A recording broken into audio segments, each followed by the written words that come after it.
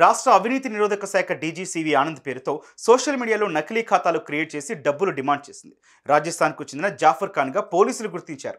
ఇదే తరహాలో దాదాపు 20 మంది ప్రముఖుల పేర్లతో నకిలీ ఖాతాలు ఓపెన్ చేసినట్లు గుర్తించిన హైదరాబాద్ సైబర్ క్రైమ్ ఠాణాకు చెందిన ప్రత్యేక బృందం ఈ సైబర్ నేరస్తుని మంగళవారం అరెస్ట్ చేసింది. సిఎంఆర్ షాపింగ్ మాల్ మన హైత్ నగర్ లో భాగ్యలతా కమాన్ పక్కన ఫిబ్రవరి 29న ప్రముఖ సినీ తారలచే గొప్ప ప్రారంభం. రాజస్థాన్లోని సమోలా ప్రాంతానికి చెందిన జాఫర్ ఖాన్ ఇంటర్మీడియట్ వరకు చదువుకున్నాడు. ఆపై బతుకు తెరువు కోసం ఓ స్పేర్ పార్ట్స్ దుకాణంలో పనిచేస్తూ కుటుంబాన్ని పోషిస్తున్నాడు. అయితే కొన్నాళ్ల క్రితం మీడియాలో వచ్చిన ఓ వార్త అతడి దృష్టిని బాగా ఆకర్షించింది. కొందరు కేటుగాళ్లు పలువురు ప్రముఖుల పేర్లు, ఫోటోలు వినియోగించి సోషల్ మీడియాలో నకిలీ ఖాతాలు తెరుస్తున్నారని, ఈ నకిలీ ఖాతాల ద్వారా పెద్ద మొత్తంలో డబ్బులు డిమాండ్ చేస్తున్నట్లు తెలుసుకున్న ఆ వ్యక్తి అదే పద్ధతిని తాను ఫాలో అయ్యాడు.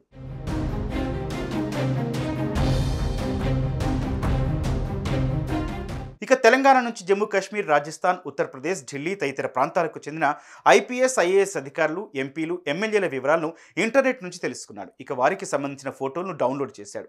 వీటిని ఉపయోగించి ఫేస్బుక్, ఇన్స్టాగ్రామ్లో నకిలీ ఖాతాలు తెరవడంతో పాటు ఓ నెంబర్తో వాట్సాప్ ఓపెన్ చేసుకున్నాడు.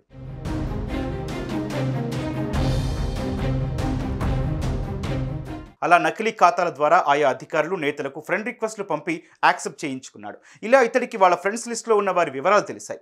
ఆ తర్వాత అసలు కథ మొదలుపెట్టిన కేటుగాడు దాదాపు 20 నకిలీ ఖాతాల నుంచి ప్రముఖులు, అధికారుల ఫ్రెండ్స్కు సందేశాలు పంపేవాడు.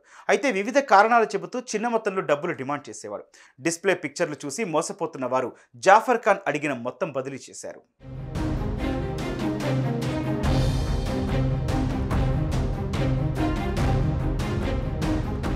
అంతేకాకుండా ఏకంగా సివి ఆనంద్ పేరుతో ఫేస్బుక్, ఇన్స్టాగ్రామ్లో ఖాతాలు తెరిచాడు.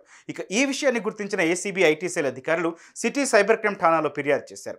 సాంకేతిక ఆధారాలను బట్టి నిందితుడు జాఫర్ ఖాన్ను గుర్తించిన పోలీసులు అతన్ని మంగళవారం అరెస్ట్ చేసి హైదరాబాద్కు తీసుకొచ్చారు. కోర్టులో హాజరుపరిచి జ్యుడిషియల్ రిమాండ్కు తరలించారు.